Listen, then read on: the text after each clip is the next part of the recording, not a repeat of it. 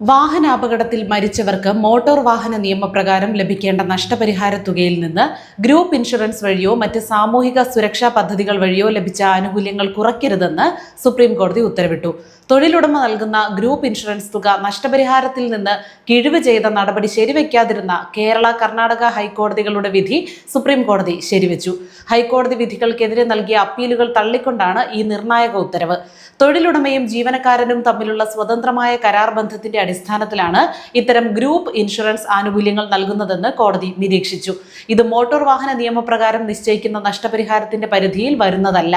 Insurance തുക, pension ആനുകൂല്യങ്ങൾ, gratuity എന്നിവ ലഭിച്ചു എന്ന കാരണത്താൽ അപകട ഇൻഷുറൻസ് തുകയിൽ കുറവ് വരുത്താൻ പാടില്ലെന്ന് കോടതി വ്യക്തമാക്കി.